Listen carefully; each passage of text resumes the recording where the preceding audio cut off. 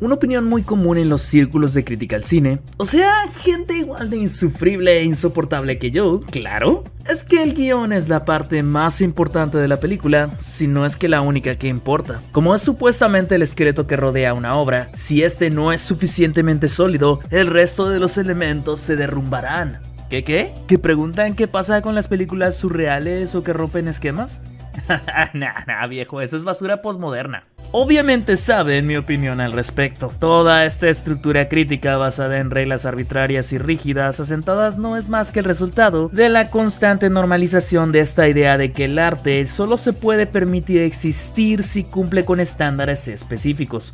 Un poco de historia. En 1719, el pintor Jonathan Richardson publicó un ensayo sobre el arte de la crítica referente a la pintura. Creo que el título era más largo, pero a resumidas cuentas, Richardson, un artista de alta alcurnia y venerado durante su época, propuso un montón de estándares y cualidades sobre lo que es una buena obra. Acto seguido, categorizó distintos elementos de la pintura como bases para crear un promedio de calificación con el que obtendríamos el supuesto valor real y objetivo de la obra. Así es, gente, Jonathan Richardson inventó los ratings de My Animalist. Y si bien se puede argumentar que este tipo de análisis puede ayudar a que se tome más en serio las artes, así como facilitar su consumo hacia audiencias a las que normalmente no tiene acceso, porque claro, una obra solo es valiosa si es consumible. El acto de categorizar y convertir al arte en una jerarquía de supuestas obras dignas de ser reconocidas es una de las maneras más fáciles de encerrar y limitar al mismo arte.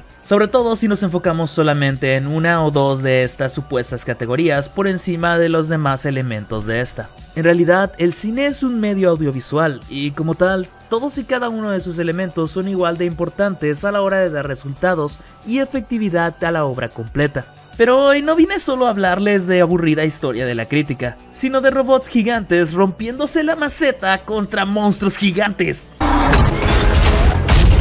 Pacific Rim es una de esas raras ocasiones en las que a Hollywood le permite a un director realizar su visión sin tanto comité estorbándole durante la producción. El consenso sobre esta película es que es un montón de secuencias de acción tontas que se pueden disfrutar sin pensar mucho y que su guión es pura y absoluta basura superficial. Sin embargo, si intentamos fijarnos bajo la superficie con la que nos venden este filme, podremos hallar mucho más de lo que ven. Por ejemplo, ¿cómo es que sin necesidad de escribir algo súper complejo o elaborado, el equipo de Memito del Toro se las arregló para contarnos un montón sobre un mundo increíblemente bien realizado sin tener que decírnoslo a la cara? Y ojo, que quede claro que esto es algo que hacen muchísimas otras películas por igual. De hecho, como les dije, el lenguaje audiovisual del cine es parte crucial para este medio. Quiero que quede claro que no me interesa saber si el uso de estas técnicas hace mejor a Pacific Rim que otras películas. En vez de eso, quiero simplemente hablar de algunos detalles que me fascinaron desde la primera vez que la vi. Tomen este video más como un cómo funciona el cine que un por qué esta película es genial. Aunque de todos modos, ya sabemos por qué esta película es genial.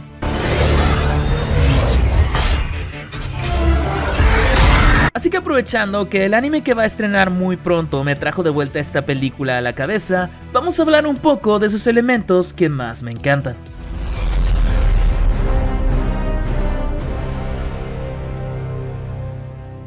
No hace falta ir muy lejos para entender el poder que la identidad visual puede darle a la cinta más allá de sus efectos especiales. Los 4 Jaegers principales tienen diseños que normalmente no se considerarían como lindos o atractivos. Bueno, excepto Cherno Alpha. Miren ese hermoso escudo de reactor. ¡Mua! La filosofía de diseño para los Jaegers le da prioridad a su funcionalidad y practicidad por encima de verse cool. El hecho de que se vean cool a pesar de esto es tan solo un extra. Y ojo, estamos hablando de que estos aditamentos sean prácticos dentro del mundo ficticio en el que existen, porque si nos vamos a esos extremos, obviamente sería mucho más efectivo usar cualquier otro vehículo menos complejo que un esqueleto humanoide. El brazo extra de Crimson Typhoon, la cabeza de Cherno Alpha, todos estos detalles sirven para que los Jaegers puedan distinguirse fácilmente entre ellos. Si contrastamos esto con los diseños de la secuela, podrá ver más de cerca a qué me refiero. De hecho, hay un par de ellos que incluso hasta la fecha no puedo diferenciar todavía. Y por todos los cielos, ya sé que el piloto se llama Suresh. Y ya que mencionamos el tema del mundo ficticio, No me gusta comparar efectos digitales con los prácticos, porque ambos tienen la misma función trabajando de maneras distintas, además de que pueden ayudarse mutuamente en vez de estar siempre en conflicto. En vez de eso, me quiero enfocar en el diseño de set y el mundo en el que viven estos personajes. Hay templos donde se alaban a los huesos de los kaiju, operaciones subterráneas donde se trafica con sus órganos, la base de los Jaegers en decadencia debido a que los gobiernos del mundo los abandonaron, se ve como un lugar donde la gente vive y respira. Guillermo del Toro y su equipo tienen un ojo para crear mundos jamás vistos en nuestra realidad, pero que se sienten reales al verse realizados de todos modos. A pesar de ser en su mayoría conceptos basados en cosas que ya existen, de alguna forma logran verse como creaciones completamente originales. A esto le ayuda mucho que la película esté generalmente inspirada por muchos animes. Pero esto no podría lograrse sin el arduo trabajo de los artistas conceptuales, arquitectos del set y sí, el personal de vestuario y maquillaje también. Pero los objetos en la pantalla tampoco son lo único que importa en una obra audiovisual. Her heart. When's the last time you saw it? In a long time. Si bien el fondo y el relieve contribuyen a que un mundo se sienta tangible, a menudo se necesitan personas o personajes que lo habiten para que tengamos una historia. Soy la última persona que les puede decir si una actuación es buena o mala, aunque ya establecimos que definir si algo es bueno o malo está al fondo de mis intereses ahorita. Lo que sí puedo decirles es que la actuación va mucho más allá que tomas de reacción o la manera en la que alguien dice sus líneas de diálogo. Y Pacific Rim está repleta de momentos donde estos pequeños detalles se hacen notar por encima de las palabras. Tenemos momentos sutiles como los ojitos de perrito con los que Raleigh siempre está viendo a Mako. Es que este hombre de verdad admira a la chica con toda su alma. Y cada que los pilotos rusos, los Kaironovsky, aparecen en pantalla, exhumen energía de goals para pareja. Pero el ejemplo más claro de la manera en la que la actuación, sin necesidad de diálogos, puede llevar a conversaciones fascinantes y una demostración visual efectiva, es la escena en la que Raleigh está buscando a su copiloto y termina peleando con Mako. Remember, it's about compatibility. It's a dialogue, not a fight.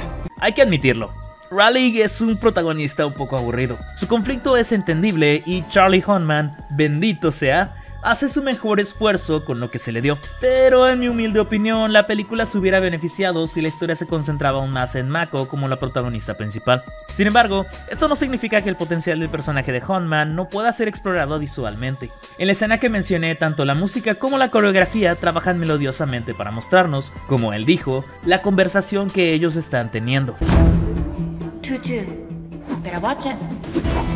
Con las reacciones y estado emocional y energía entre Rinko Kikuchi y Charlie Hunnam durante esta corta pelea, podemos saber mucho más de sus personajes de lo que nos pudieran mostrar con cualquier diálogo de exposición. Para cuando terminan, no solo hace calor en la habitación, no solo soy yo, sino que Mako y Raleigh llegan a conocerse de manera más íntima en su introducción. Ok, ¿podemos hablar de su introducción? La decepción de Mako al ver a Raleigh por primera vez y cómo la pobre la toma por sorpresa que él sí sepa hablar japonés. Hey, Chigaute. Y creo que eso es algo que me fascina de estos dos personajes. Además de su química, sus actuaciones son mucho más sutiles de lo que podríamos esperar de Hollywood. Raleigh, o como me gusta llamarlo, el perrito guardián adorable de Mako, siempre está conteniéndose. El entorno en el que se encuentra y los años de experiencia que tiene, sin mencionar el hecho de que pilotó a un Jaeger por sí solo, son todas cosas que no anda presumiendo a los cuatro vientos. Por esto es que Chuck Hansen, el piloto acelerado y presumido, sirve perfectamente como su contraste. Chuck se la pasa a la mitad de la película criticando e intentando hacerle bullying a Raleigh, pero por más que lo provoca, no le da la satisfacción de reaccionar. No es sino hasta que Chuck se atreve a insultar a Mako que las cosas dan un giro de 180 grados. A diferencia de su pelea con Mako, donde ambos casi parece que están bailando y coordinando sus movimientos, Chuck simplemente no está al nivel de Raleigh, quien lo pone bajo control casi inmediatamente.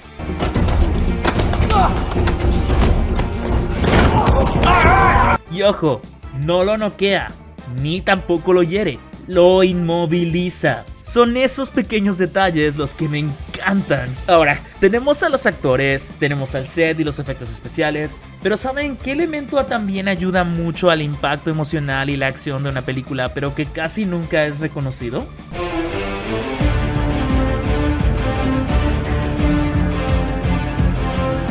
Así es, Contrario a la creencia popular, los Pretty Colors sí son un elemento importantísimo en el arte del cine. La corrección de color y la iluminación han jugado un papel importantísimo en el impacto del cine desde que tiene color, e incluso antes de esta implementación, el uso de iluminación y sombras para aprovechar el blanco, el negro y los grises también era una técnica vital para la producción, sobre todo en películas expresionistas y más tarde en el cine negro de detectives. Para esta sección quiero citar un artículo que me encanta, que justamente habla sobre el poder visual del color y que su simbolismo no tiene por qué limitarse a los preceptos que ya tenemos establecidos. En su ensayo titulado La inteligencia visual de Pacific Rim, la crítica Sam Keeper nos cuenta las experiencias de su novia al ver la película. Parafraseando un poco lo que dice: a mi novia Sara, quien me ha autorizado a hablar de su caso, le cuesta un poco procesar el lenguaje a un nivel no literal. En otras palabras, las metáforas o sentido figurado y humor que dependa de incongruencias no interactúan muy bien con su mente. Sin embargo, no existe una parte del cerebro que interprete metáforas. Solo es materia gris que maneja el lenguaje, y así como maneja el lenguaje hablado, también maneja lo visual. Saliendo de la película y tras platicar emocionadas de todo lo que pasó, ella me dijo esto: me pareció muy genial que Mako se pintara el cabello del mismo color que el abrigo que tenía durante su flashback.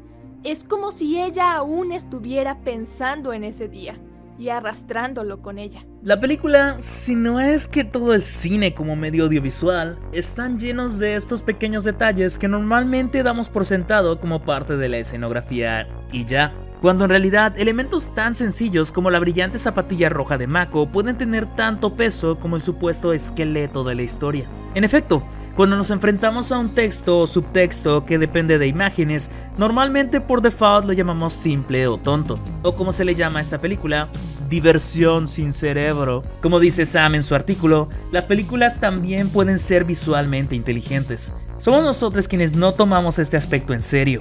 Aplicando este enfoque, y específicamente con el color, una herramienta favorita de Benicio del Toro y su equipo, encontramos que muchas escenas agarran toneladas de profundidad vistas desde ángulos completamente distintos a los que estamos acostumbrados.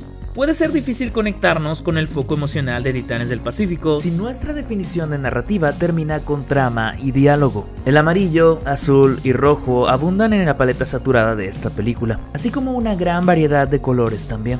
El amarillo y el dorado representan a los personajes afectados por la guerra, pero que aún están llenos de posibilidad y esperanza para derrotar a los Kaiju de una vez por todas. De hecho, la primera vez que vemos a Stacker es con una aura dorada representando su estado heroico por parte de la perspectiva de Mako más joven. También ya establecimos cómo el azul se relaciona específicamente con Mako, un azul que la película desde el principio deja bastante claro que está relacionado con los Kaiju y su sangre, quien aún carga consigo la memoria del Kaiju que le arrebató a su familia. Es por eso que es fantástico ver cómo eventualmente los colores de Raleigh y Mako se combinan por medio de detalles como su vestimenta o la escena en la que están reparando a Gypsy Danger. En la pelea que les mencioné antes también predomina el ámbar como color principal de las tomas, contrastado con los tonos azules de todo lo que tiene que ver con Mako. De hecho, los azules de Mako siempre están en constante interacción con los amarillos de Raleigh. En su video sobre los colores de Pacific Rim, un análisis infinitamente más profundo sobre lo que apenas he empezado a mencionar aquí, Cosmovoid habla sobre una escena clave de esta película. Hacia el final de la película, cuando el Jäger está a punto de explotar, Raleigh manda a Mako en su cápsula de escape primero. El sacrificio de Raleigh se ve resaltado por el rojo brillante de las advertencias de peligro iluminando la cabina entera, el mismo rojo que el zapato de Mako. Los colores que abundan en diversas partes de esta película no son mera coincidencia, ni mucho menos espectáculo vacío, y son un testamento de todos los diferentes elementos que tienen que trabajar al mismo tiempo para que una película pueda funcionar. Y eso que en este video ni siquiera tuvimos tiempo de hablar del poder de la música y de la ingeniería de sonido. Aunque si les interesa oírme hablar sobre el tema, les recomiendo mis videos sobre Alien y Dragon Ball Z respectivamente. Nos gusta pensar, por la manera en la que nos han criado y educado, que los logros y cosas que nos gustan solo pueden ser válidos si son producto de una sola persona extraordinaria. Un director, un guionista, supuestos genios inalcanzables que no pueden equivocarse, cuando en realidad Al igual que la deriva entre dos pilotos, todos los elementos de una película y las personas que las realizan, edición, fotografía, el color, la dirección, los actores, escenografía, efectos, vestuario y maquillaje, están en una conversación constante para formar nuestras películas favoritas. No es sino hasta que trabajemos unidos y en sincronía que podremos lograr lo que sea que nos propongamos. Y sí, eso también incluye cancelar el apocalipsis.